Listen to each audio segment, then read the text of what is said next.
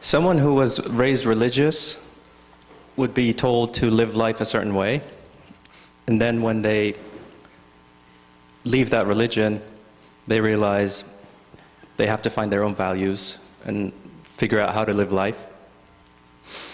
Let's say that same person gets into non-duality and understands that consciousness is infinite. How does that affect people's values? Could you give examples of your own experience? Well, the big difference between what we could call the religious approach and the wisdom approach or the philosophical approach regarding morals and ethics is as follows. With the religious approach, there are do's and don'ts that are imposed onto us. Do this, don't do that, or else. So it's kind of fear-based. And fear is not very conducive to happiness. So the big difference here is that there is no such a thing with wisdom. It's not fear-based, but rather it is understanding-based. It is based upon a clear understanding of what is it that will make us happy.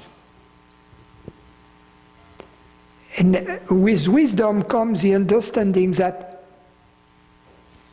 happiness is not in objects, that happiness is within. And as a result,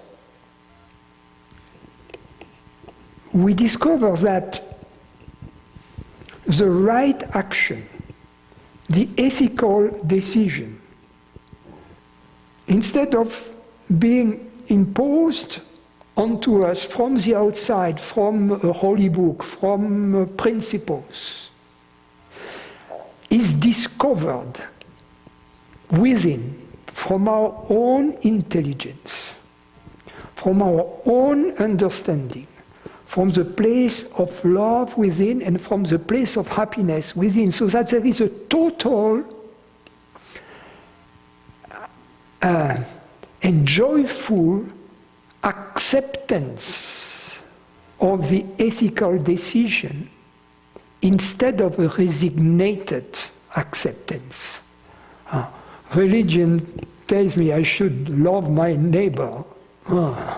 Okay, let's try to do that. You know, whereas a joyful acceptance, you are me, I am you. You see, that's a very different approach. So that in wisdom, happiness is not postponed up until the next life or the afterlife, dependent upon whether we have behaved according to the do's and don'ts of the sacred book. But it is right here, right now, provided we seek to make the proper decision which is conducive to happiness. You see? So happiness doesn't have to be postponed. And we know that, all of us, we know that although to receive love makes us feel good, to give love to the stranger makes us even feel better. You see, you help someone, a stranger, find his glasses, or you help this old lady cross the street, or whatever, or this tourist find the address they are looking for. It makes you feel good. You see that, and so that's the the widening and the deepening of this experience of happiness that we discover as we grow in wisdom. And that's my personal experience. I'm not talking to you from hearsay, but from experience. But it's not just Francis' experience, it's something that we somehow all know.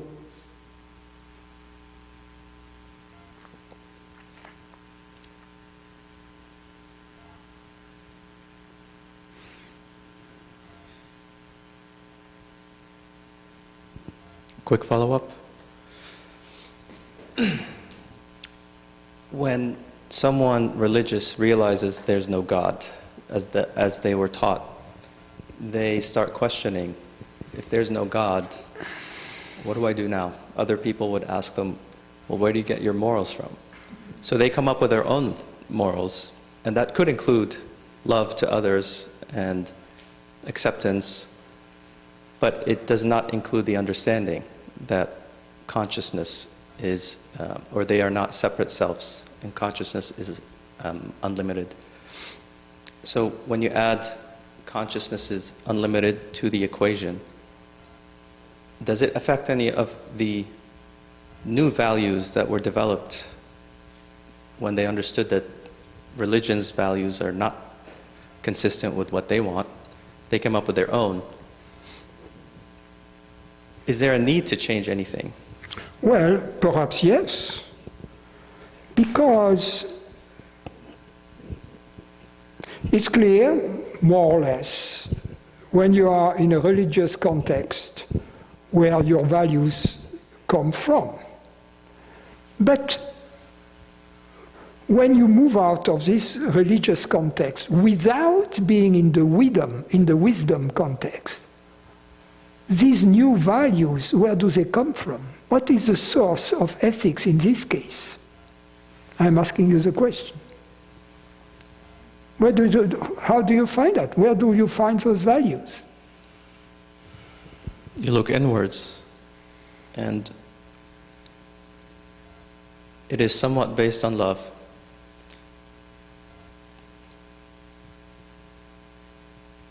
And desire.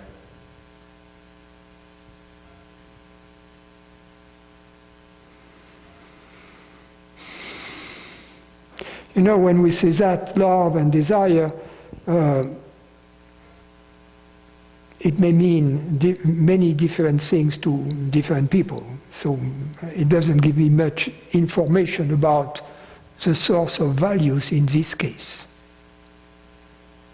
Can you be more explicit or clear as to where you get your values from if you are neither in a religion nor in wisdom? An example would be religion tells you not to steal. If you put that aside and then you think, should I steal or not? And then you think with empathy, would I want someone to steal from me? And the answer is no. Then I wouldn't do that to others. And so on. And you're going through all situations in life. And actually, yes. And that's one of the best answers we could give as to the source of moral actions in the absence of beliefs. And it is, don't do to others what you don't want others to do to you, right? Don't do to others or act towards others the way you would like others to act towards you. But why is that? Why would we choose that?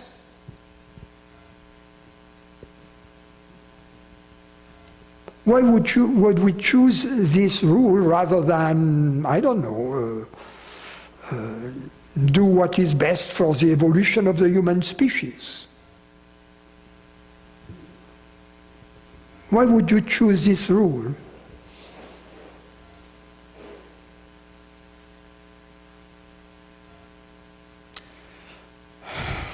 What's best for the evolution of the human No, species? no. Why would you choose the rules that you mentioned?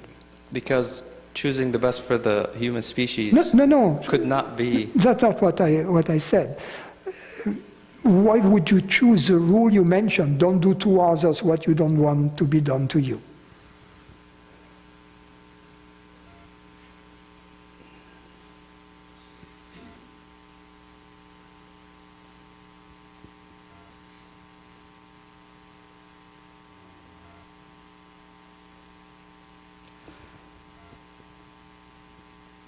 Regardless of the goal, it seems that the way people are treating each other is more important than the goal itself. Yeah, but let me give you my view on that. The reason why, the non-spiritual, if you will, the non-spiritual reason why we would apply this rule as a foundation of ethics is because it is conducive to a more harmonious living together in society.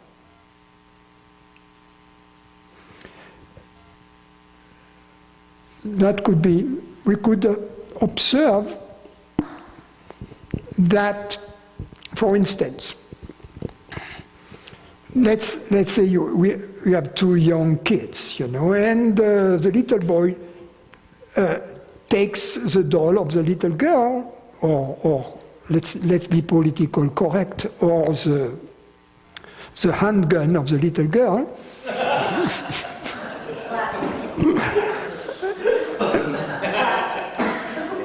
and destroys it. And the little girl is crying, my handgun, my handgun.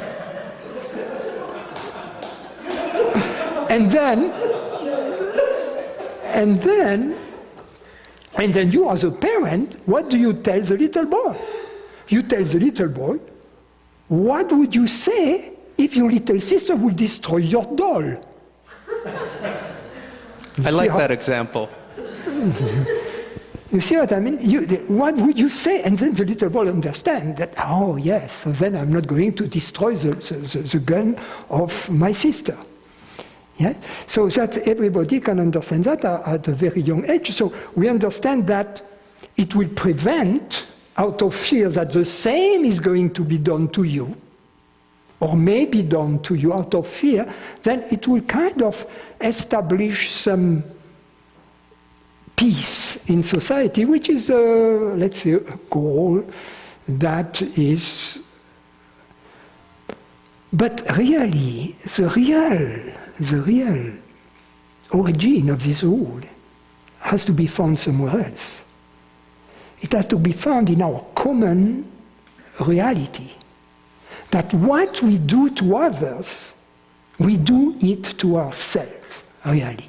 So that then we move from a goal of maintaining peace in society to something else. You know, then we move from the realm of society or sociology or whatever to the realm of to the spiritual realm, if you will. So that's yes. And then whatever we take, whatever decision we make, whatever action we take, which is derived from this premise that you and I share or are ultimately the same awareness, then that's love. That is going to be in harmony with, really in harmony with God. That's really that which God wants us to do.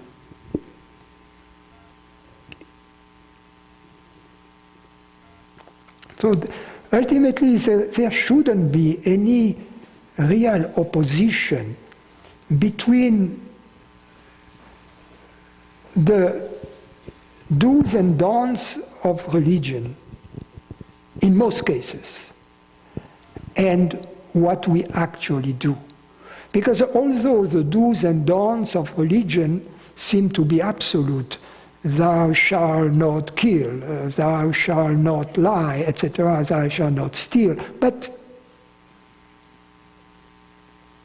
even religious people know that there are exceptions to those rules, that there are often a higher moral requirement that may require us to lie, to kill, to steal, right? And to do all the things we are not supposed to do under some special circumstances. So that ultimately even religious people agree that, religious people, truly religious people agree that the do's and don'ts are not absolute. Only fundamentalists believe that they are. Bookkeepers, the ones who keep to the book. What? Certain pages of the book.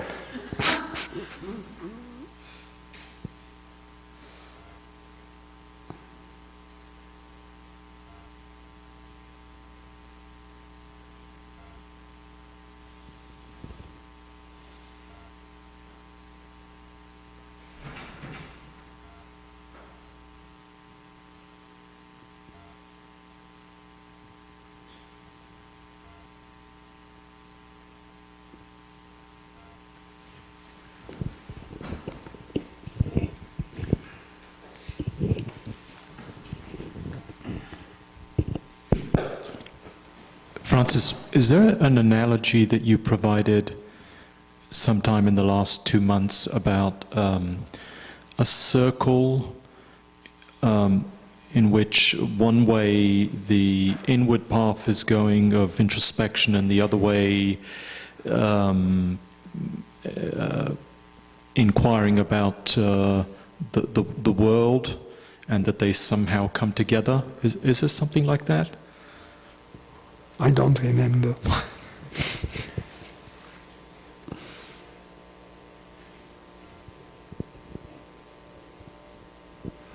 These analogies, they come and they go, and I forget them. Somebody asked about center. There is a center, I remember. Center to awareness. And then you use that one out.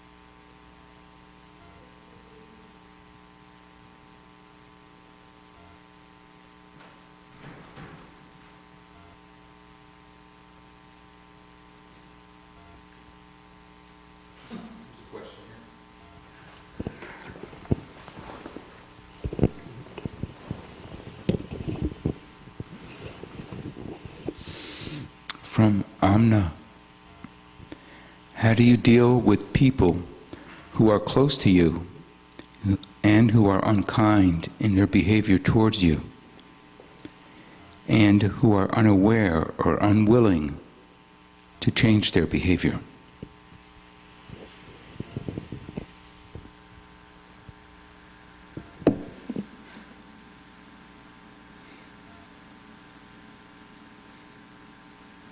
Observe that the reason why they are unkind to you is because they are unkind to themselves.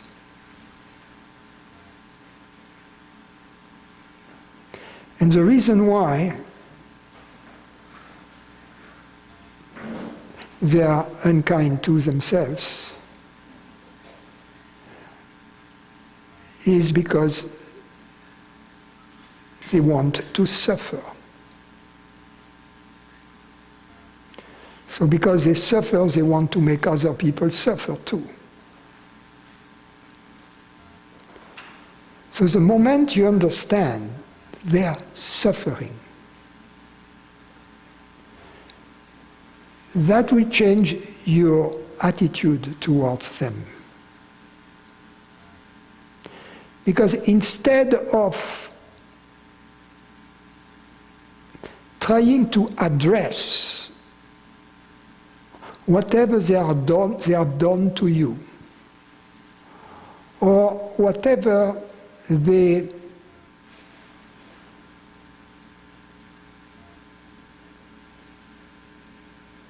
whatever they have done to you, you will address beyond that their own suffering. You will go somehow behind the scenes. There is a children's book. I don't remember the title. I'm not sure it's translated in English, although I'm pretty sure it is. So you children will tell me if you have read it. It's a story in a village in Africa. There is a witch who is very mean, very mean. And there is this little boy who, instead of avoiding the witch and being afraid of the witch, asked his grandfather, who is a wise man, the question, why is the witch so nasty? And the grandfather tells him, find out why. So he investigated the little boy, he investigates, and it's because she had something in her back that hurts, and she's in pain. And then the story goes that the little boy finally removes the hurt in whatever, in the back of the witch, and the witch ceases to be a mean witch and becomes a nice witch. So that's, if you understand the reason why the person is mean to you, and if you try to find out the cause, what makes them suffer, then you will kind of jump beyond their ignorance and to find out the child in them, the child who is hurting. And you talk directly to the child, and you will try to do your best to love the child and to give comfort and peace to this child. But if you take it from your side as someone who is suffering because of them, you'll never find out what has made the witch so mean.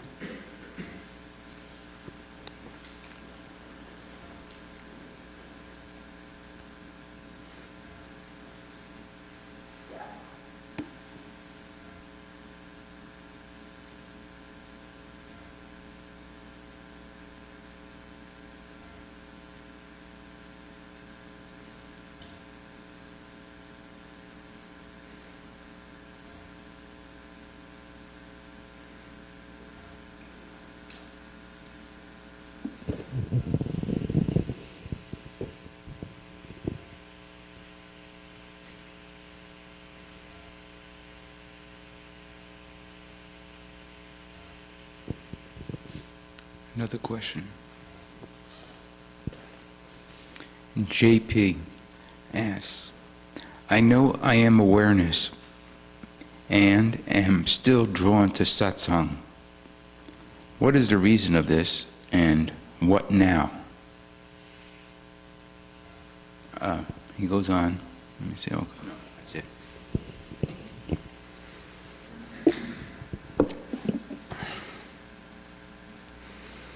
I guess I've known I am awareness since 1975.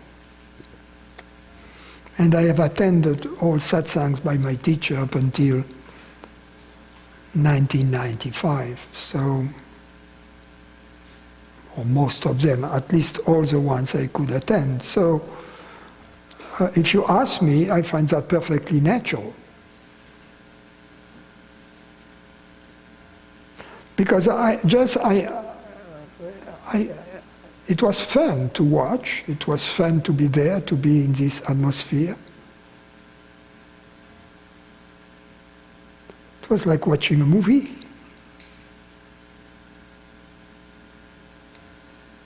A live event. How new things would come out of the blue, out of thin air. Right from the Truth Bakery.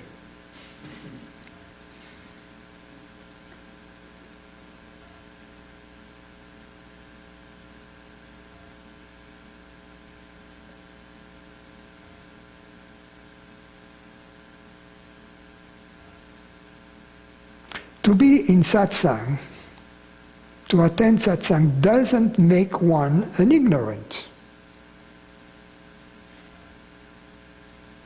But there are people who believe that after a while it doesn't look good if you still attend satsang, because it makes you feel like someone who didn't understand. So out of ignorance, they stop attending satsang because they are afraid of the image they are giving of themselves, the image of one who doesn't understand, or the image of one who thinks they are beyond it. I actually attended satsang with my teacher all of his life.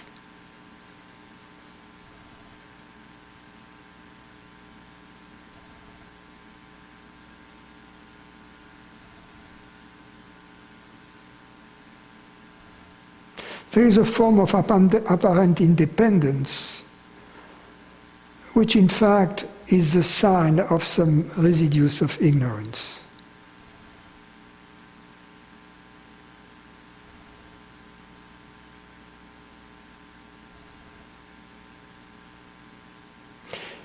And it is because the people believe that a student is dependent upon the teacher, dependent emotionally or dependent.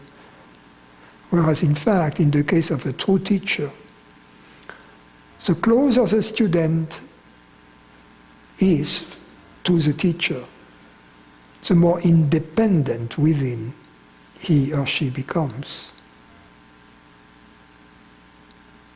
But that can be understood only by truth lovers.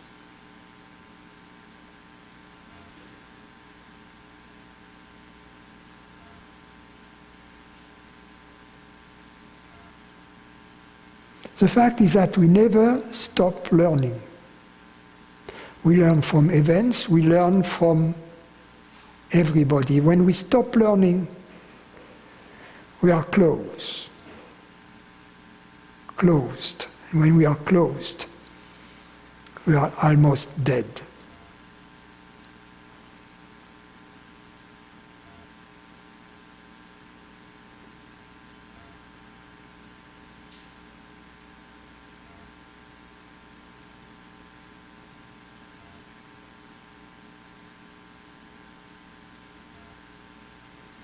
The view according to which the path reaches a plateau at some point is a completely mistaken view.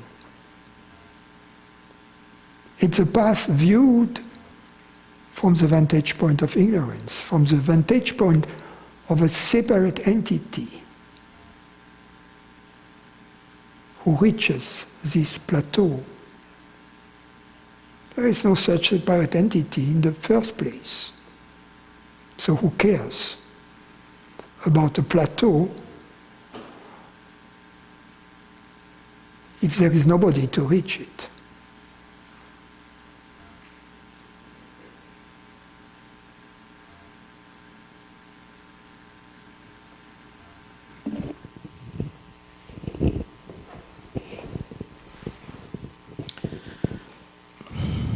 back to the previous question about having people in your life who, About what? about having people in one's life who don't treat you well.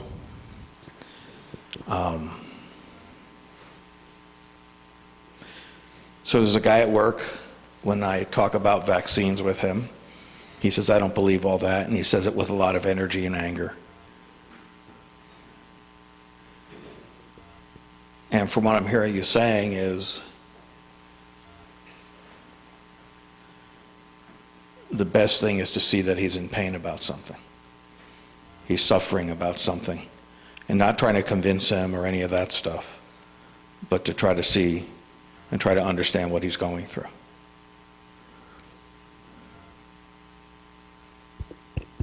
People are attached to their opinions. That's, they identify with their opinions regarding vaccines, so why not change opinions? I used to think months ago that vaccines worked. Now we know they don't work exactly the way we thought they worked.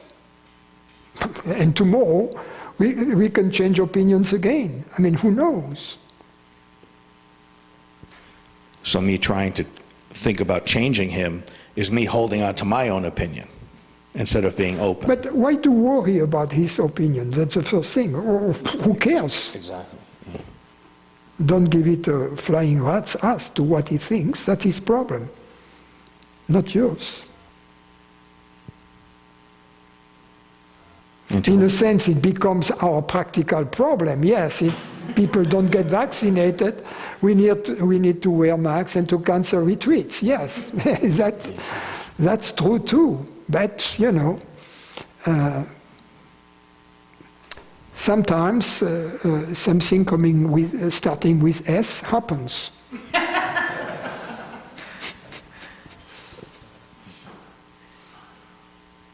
Thank you. Yeah, I make a sacred vow that I would use the 4-letter words only during retreats. Like love? Not this kind of words.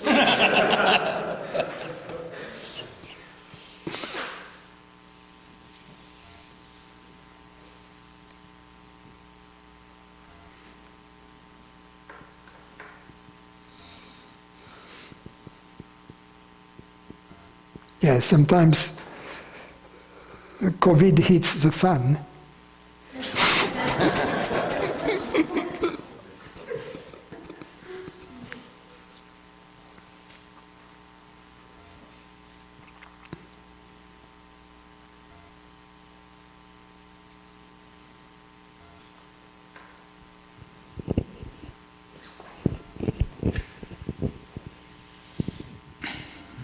Carl asks, is the mind a fragment of reality?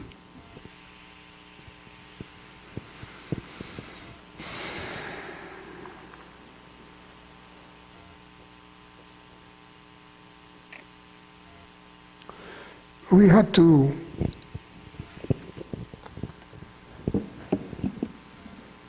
agree on what is it that we call mind. As an experience, mind is made of thoughts, bodily sensations, in sense perceptions. As such, they are made of reality, they appear in consciousness. Mind can be also a concept, a model that the goal of which is, the purpose of which is to give an account of the experience of human phenomenal perceptions. There are several models. You can have several models for neurologists or psychologists. For instance, I was reading in the New York Times yesterday, I think, that, I don't remember his name, but a famous neurologist who investigated dreams had just passed away. So he is the expert on dreams. And he fundamentally disagreed with Freud. So you have two explanations for dreams, two models, one by